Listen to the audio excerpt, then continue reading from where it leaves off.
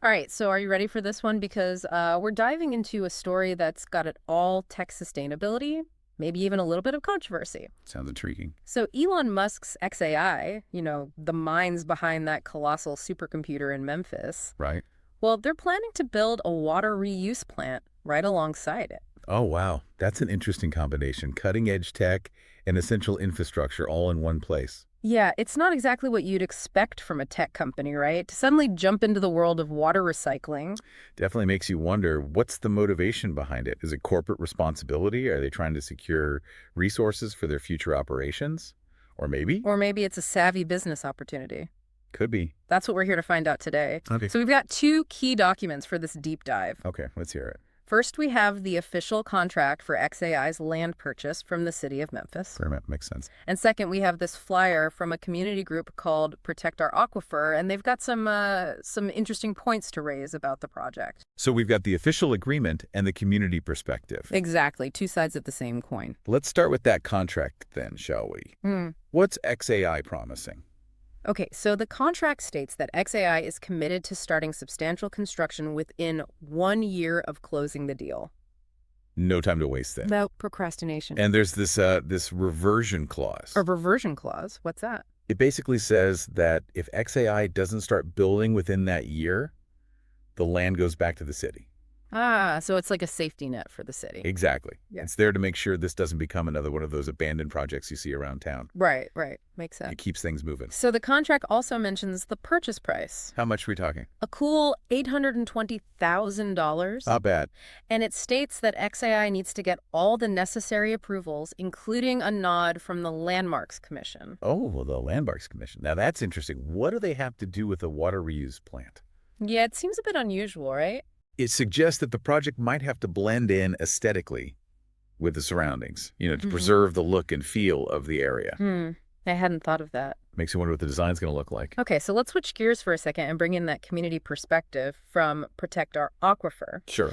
They've got some concerns about the potential impact on the Memphis Sand Aquifer, which, as you know, is a major source of drinking water for the region. Absolutely a vital resource for Memphis. So how will this water reuse plant affect the aquifer in the long run? That's the big question. Right. And their flyer actually suggests that it could be a positive thing. Really? Yeah. Potentially, it could reduce the amount of water we pump from the aquifer by up to 30%. Wait, so by using recycled water, we could actually be helping to protect our drinking water? It's counterintuitive, but yes.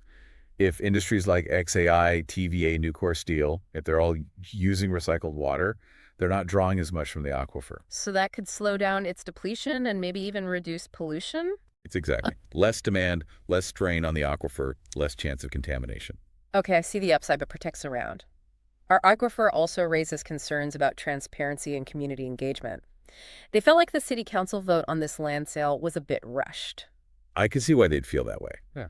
Projects of this scale, especially when you're talking about public resources, they should involve the community from the get-go. Right. They specifically mentioned a very short notice period before the vote, which didn't give residents much time to, to really understand the project or voice their opinions. And that lack of time can really create unnecessary opposition, open dialogue, a clear process. It's crucial for building trust and making sure everyone feels heard. Protect our aquifer. Yeah. They're suggesting some safeguards for the city, things like a right of first refusal or even a lease agreement. I see ways to ensure that the facility benefits Memphis in the long term. Exactly. So right of first refusal would give the city priority if xAI ever decided to sell the plant. And a lease agreement could provide revenue for the city and give them more control over how the plant operates. Interesting strategies. Their flyer also mentions that this plant could be pretty massive, 10.4 million gallons per day capacity. Wow, that's a lot of water. And they list some potential buyers for this recycled water. Big names like TVA and Nucor Steel. So this isn't just a small-scale operation. This is a major shift away from relying on the aquifer for these industries, potentially freeing up millions of gallons of drinking water every day. It's pretty remarkable when you think about it. It is. Protected. Our aquifer is calling for something called a reclaimed wastewater management plan, and they're pushing for public input to make sure the environment is protected. Their message seems to be, hey, this could be great, but let's make sure we do it right. Couldn't agree more. The details of how this recycled water is treated and managed, those are going to be crucial for its long-term sustainability and safety. Public input can help identify potential concerns and make sure the plan is as robust as possible. They're also advocating for sustainable energy to power the plant. They don't want to see a scenario where we reduce water usage, but end up increasing our reliance on fossil fuels. It can't be a trade-off, right? Solve one environmental problem only to create another. Exploring renewable options would make this a truly holistic and sustainable solution. Absolutely. Now, to really understand this whole situation, we need to rewind a bit and look at TVA's history with water usage in Memphis. The historical context is key. So back in 2015, TVA initially considered using recycled wastewater for their new gas plant, but they ended up drilling wells into the Memphis Sand Aquifer instead. And that decision sparked a lot of controversy, right? Especially since those wells were located near coal ash ponds. Yeah, there were serious concerns about potential contamination. And that's when Protect Our Aquifer entered the scene, right? Exactly. They were formed to fight against those TVA wells and protect the drinking water supply. And their advocacy actually led to TVA being ordered to use MLGW wells that were located further from those coal ash ponds. But still, the issue of competition for water resources remained. And then in 2022, those rolling blackouts, they really exposed just how vulnerable Memphis's water system is. TVA was essentially competing with residents for water during a crisis. It was a wake-up call for everyone. Hmm. It highlighted how interconnected our energy and water systems are and the need for more resilient solutions. And since then, Protect Our Aquifer has been urging TVA to make the switch to recycled wastewater. Seeing it as a win-win. Good for water conservation, good for energy reliability. The smart move. So is it possible that xAI's water reuse plant is a response to all of this advocacy? Could TVA end up being a customer? It's certainly a possibility. The timing and TVA's potential involvement, it does suggest that those past advocacy efforts might have played a role in shaping this project. Protect Our Aquifer conducted a community survey, and the results show strong support for the project. So the community recognizes the potential, but they're also sending a clear message. It needs to be done right. Absolutely. 68% of the people surveyed agree or strongly agree that the project is a good idea, but they want to ensure the deal benefits Memphis in the long run. That's powerful. A willingness to embrace innovation, but also a demand for responsible development that puts the community first. So we've got this potentially game-changing project on our hands, but it comes with a lot of baggage concerns about transparency, the environmental impact, and whether it truly benefits the city.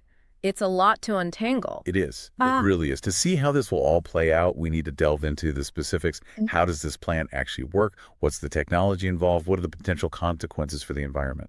And that's exactly what we'll be tackling in the next part of our deep dive. Let's get into the nitty-gritty. Time to roll up our sleeves and get into that science lab. Let's do it. Okay, so we've laid the groundwork, talked about the players, and now it's time to roll up our sleeves and get into the nitty-gritty of how this water reuse plant is supposed to work.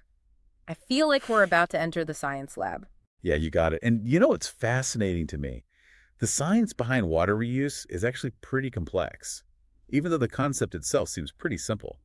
Okay, so walk me through it. How do you turn wastewater into something that's usable again? I mean, what's the magic formula here? Well, there's no single magic formula, but a variety of technologies can be used. Let's start with what we know about xAI's Colossus plant, based on what Protect Our Aquifer has shared. Perfect. Let's unlock the secrets of Colossus. It seems like the plant will be taking in wastewater that's already been partially treated at the TE Maxon wastewater treatment plant. So that's the water that would normally just be released back into the Mississippi River. Exactly. But instead of going back into the river, this water would go through another round of treatment at Colossus to further purify it. Okay, so what kind of technology would they use to give that water a super clean makeover? That's where things get a bit murky. The specific technologies haven't been publicly revealed yet, but based on other water reuse projects, we can make some educated guesses. All right, let's play water treatment detective. What are the most likely contenders in this purification process? Well, one common approach is something called a membrane bioreactor, or MBR for short. Imagine a super advanced filter, kind of like those water filters you have at home, but on a much larger scale and way more sophisticated. MBRs, it sounds high-tech. So what exactly are these MBRs doing to the water? They combine biological processes with incredibly fine membranes to filter out a whole range of contaminants. Think bacteria, viruses, and even some of the dissolved solids that you can't see with the naked eye. So it's like taking water that's already been cleaned and giving it an even deeper clean, making it sparkling clear. Exactly. These MBRs are incredibly effective at removing impurities, resulting in water that's significantly cleaner than what typically gets discharged back into the environment. That's impressive. But is this recycled water clean enough to drink? Because I think that's what a lot of people imagine when they hear water treatment. It's a great question, and it gets to the heart of different water quality standards. While some water reuse projects do aim for what's called direct potable reuse, meaning the treated water is pure enough for drinking, it's unlikely that's the goal here. What makes you say that? Well, the Protect Our Aquifer flyer mentions that the most likely buyers for this recycled water are TVA and Nucor Steel. Both are industrial users, meaning they need water for their operations, not necessarily for human consumption. So this recycled water is more likely to be used for things like cooling machinery or other industrial processes? Exactly. Industrial processes often require large amounts of water, and using recycled water for these purposes would significantly reduce the strain on our drinking water sources. It's like a two-for-one. Industries get the water they need, and we protect our precious drinking water supply. Okay, that makes a lot of sense. But even if it's not going straight into our taps, this recycled water still has to meet certain safety standards, right? We don't want to be introducing new problems. Absolutely. There are specific regulations governing the quality of recycled water, and these vary depending on its intended use. In this case, the Tennessee Department of Environment and Conservation, TDEC, would be responsible for setting and enforcing those standards. So TDEC is like the environmental watchdog for the state, making sure everything is done by the book. That's a good way to put it. They'd be responsible for reviewing the proposed treatment processes, monitoring the water quality, and making sure those regulatory standards are met. You mentioned something called a reclaimed wastewater management plan earlier. What exactly is that, and why is it important? It's a crucial document that lays out the details for how this recycled water will be managed from start to finish. Everything from treatment and storage to distribution and even potential disposal. Think of it as a detailed roadmap to make sure this water is handled responsibly at every step of the way. It sounds like this plan goes beyond just the technology itself. It's about the whole system for managing this resource. Precisely. And it should include all sorts of important details, like how they will monitor the water quality, what happens in case of an emergency, and even plans for educating the public about the project. Transparency is key. I see why Protect Our Aquifer is so focused on this plan and advocating for public input. It's about ensuring the community is informed and that their concerns are addressed. Exactly. It's about building trust and ensuring the project is both safe and sustainable in the long run. Now let's switch gears a bit and talk about the potential environmental impacts of this water reuse plan. Let's do it. Protect. Our Aquifers flyer mentioned both potential benefits and concerns. What's the balance there? Well, on the positive side, this plan could significantly reduce our reliance on the Memphis Sand Aquifer, which is a huge step towards water conservation, especially considering those concerns we talked about earlier regarding TVA's wells and the potential for contamination. So providing another source of water for industries like xAI and TVA would not only meet their needs, but also help protect the aquifer for everyone. Exactly. It would contribute to a more sustainable water supply for the entire region, both now and in the future. It's about thinking long term. Okay, I'm seeing the potential here. But you mentioned concerns as well. What are the potential downsides of this project? As with any industrial process, there are potential risks that need to be carefully evaluated and mitigated. One concern is the potential for pollution. While the treatment processes are designed to remove contaminants, there's always a chance that some pollutants could slip through. So even with the best technology, there's no such thing as zero risk. That's right. We need to be realistic about the potential for residual pollutants in the recycled water and make sure the monitoring and treatment processes are robust enough to minimize any negative impacts. So it's like the old saying, trust but verify. We need strong safeguards in place to protect both the environment and public health. Absolutely. Yeah. That's where TDAC's oversight and the detailed reclaimed wastewater management plan we talked about come into play.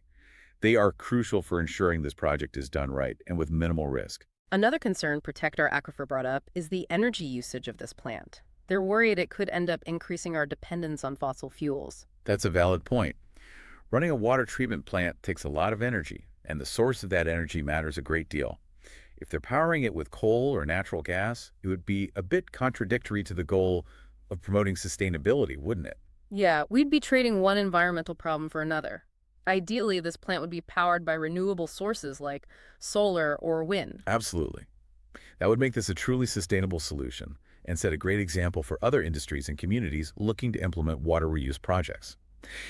Imagine a water reuse plant that conserves water, minimizes pollution, and runs on clean energy. That sounds like the ideal scenario. It's an ambitious goal, but one worth striving for. Now, this xAI water reuse plan is just one project in Memphis, but it touches upon some significant global trends that are impacting all of us regardless of where we live. Are you ready to zoom out a bit and look at the bigger picture? I'm ready. Let's see how this local story connects to what's happening on a global scale. Perfect. Because this seemingly local issue in Memphis actually reflects some pretty significant challenges and opportunities that we're facing as a planet. Okay, so we've dug deep into the technical side of things, and we even explored how this project in Memphis connects to some global trends. You know, what's fascinating to me is how something like a water reuse plant, which seems so, local and specific, can actually be a window into these bigger conversations about sustainability and resource management. It's true. It's like you're looking at this one little thing, this water reuse plant, but it's reflecting all these big issues that we're facing as a planet. So let's talk about those challenges. You mentioned water scarcity earlier. How big of an issue is that really, and how does this project, how does it fit into the picture? Water scarcity is a growing concern. It really is. As populations increase and as climate change intensifies, we're seeing more and more regions struggling to meet their water needs. And it's not just about having enough water for drinking, right? It's about having enough water for everything, Yeah. for agriculture, for industry, and just for maintaining, healthy ecosystems. It's a complex issue with a lot of interconnected factors. It is. And in a way, xAI's project, even though it's just one water reuse plant, it's kind of a microcosm of how we might approach these challenges on a larger scale. I think that's a good point.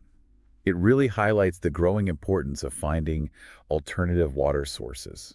And it showcases the role that technology can play in, developing those solutions. Right. We're taking wastewater and turning it into something that can be used by industries, potentially freeing up millions of gallons of fresh water. That's pretty amazing. It is. It's a remarkable feat. It makes you wonder if this could be a model for other cities facing similar challenges. Yeah, could this be a blueprint for a more sustainable future? If it works in Memphis, could it work elsewhere? Exciting thought. Now, xAI being a tech company that's interesting in all of this, it's not every day you see a company like that getting involved in water infrastructure. It makes you think, is this the start of a trend? Will we see more tech companies stepping up to address these kinds of challenges? It's certainly a possibility. As these resource challenges become more pressing, it's attracting attention from all sorts of sectors, including those that haven't traditionally been involved in water management. And that's a good thing, right? I think so. We need fresh perspectives, new approaches to tackle these complex problems. But it also brings up some important questions, Trey. Yeah. What is the role of private companies in managing essential resources like water? Resources that traditionally have been seen as a public good? It's a delicate balance for sure. Yeah. We have to find ways to harness the innovation and efficiency that the private sector can bring, while also ensuring that public interests are protected. And that everyone has access to these vital resources? Yeah. We can't forget about Protect Our Aquifer and their role in all of this.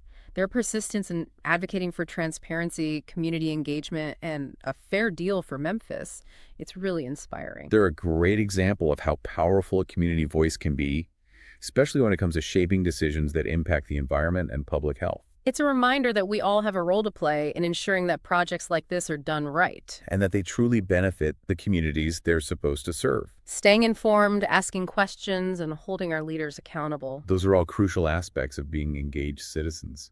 So we've covered a lot of ground today, from the, technical details of how this water reuse plant is supposed to work to the broader implications for Memphis and the world. What are some key takeaways for our listener? What should they be thinking about after this deep dive? Well, I think first and foremost, you are now much more informed about the potential benefits and challenges of water reuse. It's not just a simple solution. Right. It's a complex approach with both upsides and downsides.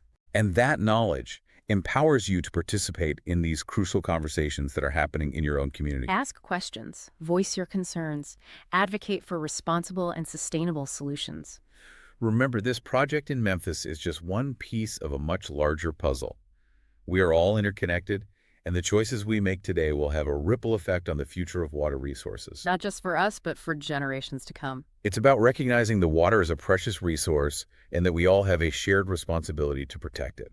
What if water reuse became the norm, not just for industrial purposes, but for everything, from watering our lawns to replenishing depleted aquifers? What role can you play in creating a future where water is valued, protected, and shared equitably? Because ultimately, it's up to all of us to ensure that everyone has access to this essential resource, both now and in the future. Thanks for joining us on this deep dive. Until next time.